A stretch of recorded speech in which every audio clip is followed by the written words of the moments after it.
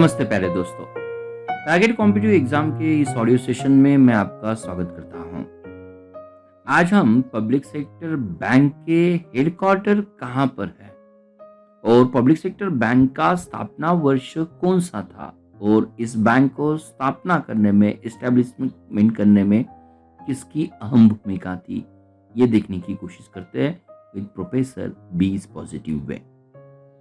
हमारे इसी चैनल में आपको पब्लिक सेक्टर बैंक क्या होता है और हर एक पब्लिक सेक्टर बैंक का टैगलाइन क्या है, हेडक्वार्टर कहाँ है, ये आपको दूसरे वीडियो में भी जरूर मिल सकता है। तो मेरी एक दरख्वास्त है, ये ऑडियो सुनने के पहले वो टैगलाइन का स्पेशल आप वीडियो जरूर देख लेंगे। तो कुल मिला के हमारे भारत देश में सार्वजनिक या राष्ट्रीय बैंकों की जो संख्या है 12 होती है। उनमें से फर्स्ट बैंक आता है पंजाब नेशनल बैंक, जिसे हम पीएनबी कहते हैं। पीएनबी की जो खासियत है, ये भारत का पहला स्वदेशी बैंक, जिसे 12 अप्रैल 1895 को लाहौर में स्थापित किया गया था। लेकिन पंजाब नेशनल बैंक का आज हेडक्वार्टर न्यू दिल्ली स्थित है। पीएनबी की स्थापना भारतीयों की मदद के लिए की गई थी।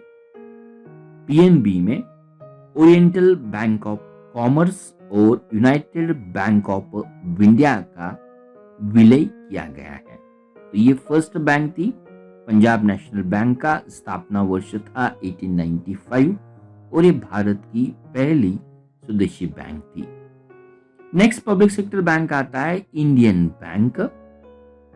ये इंडियन बैंक यूर बैंक या भारत का अपना बैंक, उसकी स्थापना 15 अगस्त 1907 को स्वदेशी आंदोलन के साथ हुई थी।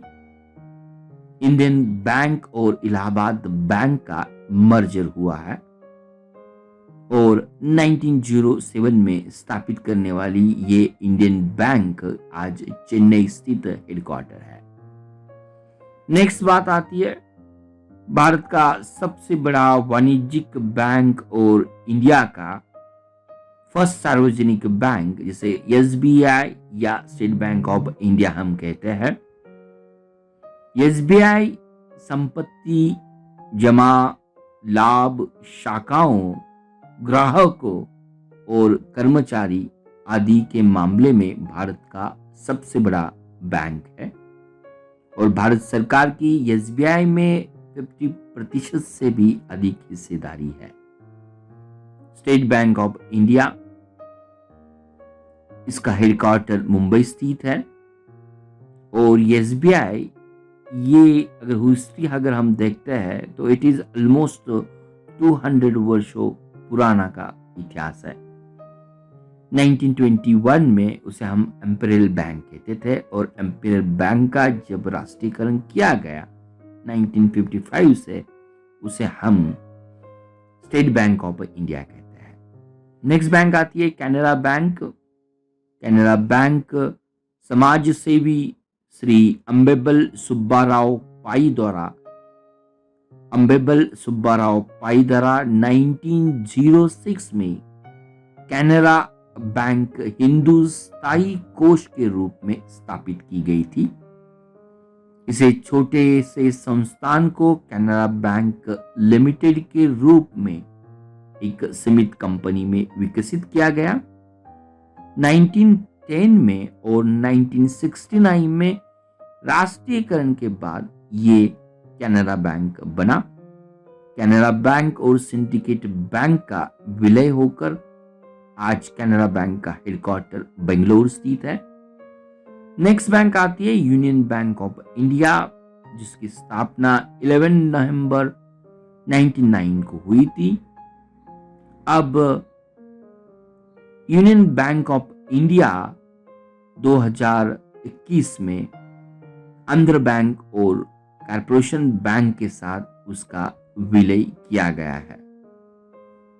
अवसरों की अनदेखी के बिना विवेकपूर्ण प्रबंधन के बैंक के प्रमुख मूल्य इस तथ्य में परिलक्षित होते हैं कि बैंक ने अपने सभी 96 वर्षों के संचालन के दौरान जो भी निबंधी का लाभ यहाँ दिखाई दिया जाता है, अगर हम देश भर में उनका शाखाओं का संचालन करते हैं, मोर देन द 4000 बैंक की शाखा, यूनियन बैंक ऑफ इंडिया की शाखा आपको मिलती है और इसी का हेडक्वार्टर भी मुंबई स्थित है।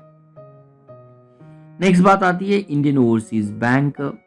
इंडियन ओवरसीज बैंक की स्थापना 10 फरवरी 1937 को श्री एम चिदम्बरम चेट्टियार द्वारा की गई थी। बैंक स्थापना एम चिदम्बरम द्वारा बैंकिंग में विदेशी मुद्रा व्यापार में विशेषज्ञता के मुख्य उद्देश्य के साथ की गई थी, जिसकी वजह से दुनिया भर में ले जा सके, इसीलिए उसका नाम भी इंडियन ओवरसीज बैंक है और ये चेन्नई स्थित उसका हेडक्वार्टर है। स्थापना हुई थी 10 फरवरी 1937 को। नेक्स्ट बैंक आती है यूको बैंक, यूसीओ। 1943 में स्थापित यूको बैंक एक विज्ञापन बैंक और भारतीय गणराज्य सरकार का प्रयास है। इसके प्रशासकों में गणतंत्र भारत गणराज्य के प्रतिनिधि, भारत एशियाई देश और भारत के डिपॉजिटरी वित्तीय संस्थान में अकाउंटेंट, मैनेजमेंट कंसल्टेंट, इकोनॉमिक्स जैसे प्रख्यात पेशेवरों के रूप में व्यवसायी आदि शामिल है। यूको बैंक स्थापना 1943 में हुई थी और इसका हेडक्वार्टर कोलकाता स्थित है। नेक्स्ट पब्लिक सेक्टर बैंक आती है bank of Maharashtra. Bank of Maharashtra एक प्रगतिशील बैंक है और पारंपरिक रूप से बैंक ऑफ महाराष्ट्र की बात कर लेते हैं तो पुणे में जो पुणे बैंक थी 1889 में स्थापित की गई थी। उसी को बाद में 1890 में दक्कन बैंक या डेक्कन बैंक के तहत उसे नामांकन किया गया था और 1898 में मुंबई वित्तीय संगठन की स्थापना की गई थी। उसे ही बाद में बैंक ऑफ महाराष्ट्र कहा जाता है। ये पुणे स्थित बैंक है। एक परिवार, वन फैमिली वन बैंक, ये इसका भी टैगलाइन है। नेक्स्ट आती है पंजाब एंड सिंध बैंक। 1908 के समय में भाई वीर सिंह, सर सुंदर माझी था, सरदार तरलोचन सिंह जैसे दूरदर्शी और दृष्टि वाले पंजाब एंड सिंध बैंक के जन्म में गरीब से गरीब व्यक्ति के उत्थान के लिए एक विनम्र विचार आया था। तो सामाजिक प्रतिबद्धता का जो सिद्धांत है, उस सिद्धांत के बलूते पर समाज के कमजोर वर्गों को उनके जीवन स्तर बढ़ाने के लिए आर्थिक प्रयासों की मदद करना, ये पंजाब एंड सिंध बैंक की स्थापना करने का पीछे उद्देश्य है। उसकी स्थापना 1908 में भाई वीर सिंह, सर सुंदर माझी था और सरदार तरलोचन सिंह द्वारा की गई थी। बैंक ऑफ इंडिया 7 सितंबर 1906 को बॉम्बे के प्रतिष्ठित व्यापारी की समूह द्वारा ये शुरू की गई थी। 1969 में जब सार्वजनिक बैंकों का राष्ट्रीयकरण हुआ, उसी में ये बैंक ऑफ इंडिया भी आती है। बैंक ऑफ इंडिया का tagline relationship beyond the banking और लोगो जो आता है ये 5 स्टार वाला या स्टार वाला लोगो होता है, जिसे 5 आर्म्स होते हैं। तो ऑलमोस्ट ये बॉम्बे में स्थित होने वाली बैंक ऑफ इंडिया है।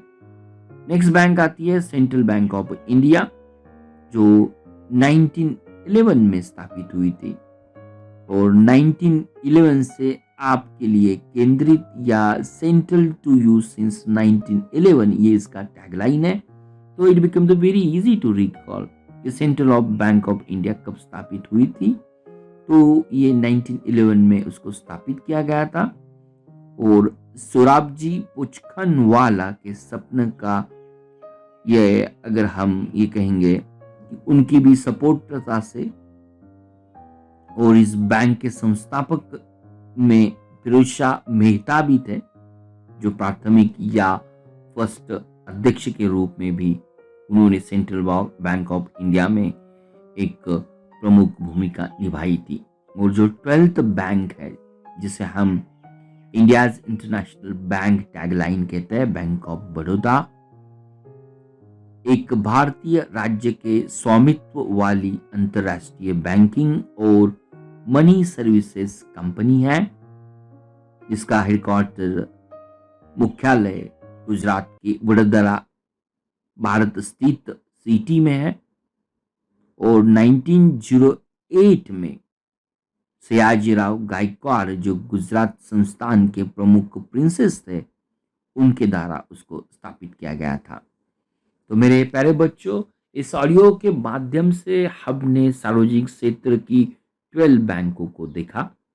हमारा ध्यान यहाँ इस बैंकों को कब स्थापित किया गया था उसके ऊपर था, और जो भी पर्सनालिटी इस बैंक को स्थापन करने के रिलेटेड थी, उनका भी हमने नाम जिक्र कर दिया। तो ये एक पॉसिबिलिटीज हो सकती है आने वाले एग्जाम या बैंकिंग एग्जाम में, उसके ऊपर क्वेश्चंस जरूर हो सकते हैं। तो पब्लिक सेक्टर बैंक की कुल मिला के संख्या 12 है। उनके नाम, उनके हेडक्वार्टर, लोगो और टैगलाइन डेफिनेटली हमारे एग्जाम का एक अहम पॉइंट जरूर हो सकता है। Thank you for watching Target with Professor Peace Positive Vic. We request you to be a voluntary donator to become our prime and pride motivator.